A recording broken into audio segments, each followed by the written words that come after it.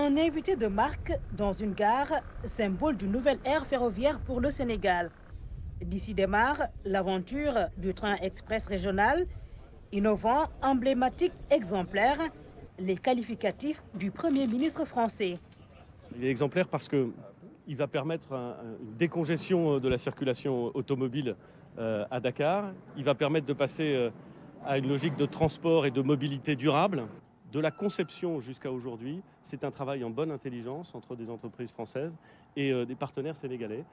J'ai rencontré aujourd'hui avec le ministre de l'Europe et des Affaires étrangères et le secrétaire d'État au transport toute une série de jeunes gens qui ici veulent participer à la construction de ce projet qui est emblématique, de ce projet qui est innovant, car la qualité technologique du matériel qui va être mis en place et mis en œuvre sur ce projet est exceptionnelle. En vérité, elle est même supérieure au matériel roulant qui roule parfois sur le territoire en France. Principal partenaire du Sénégal dans ce projet, la France est fière des perspectives qui se dessinent. La France a participé à environ un tiers de son financement, à hauteur de 330 millions.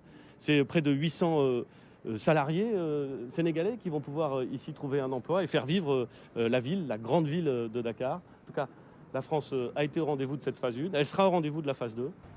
Édouard Philippe a su mesurer l'engouement autour du projet.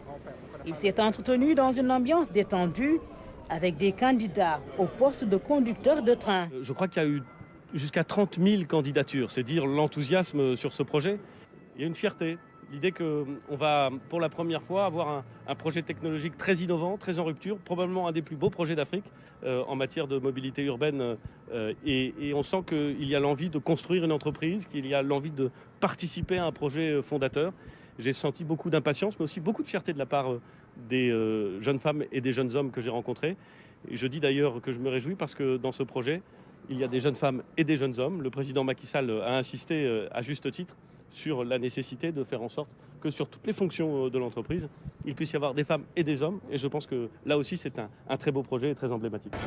Après ces moments de découverte et d'échange, le Premier ministre s'est rendu à la base navale de Dakar. Les forces spéciales lui réserveront un exercice tactique, des séquences de libération d'otages. Cette journée de visite prendra fin à l'académie de boxe du triple champion du monde, Souleymane Baye. Ces poulains gratifieront le Premier ministre d'un spectacle de haut niveau.